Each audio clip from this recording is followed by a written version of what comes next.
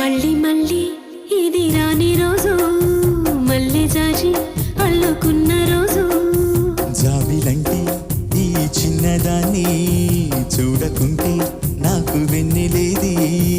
ఏదో అడగాలని, ఎంతో చెప్పాలని, రగిలే ఆరాటంలో వెళ్ళలే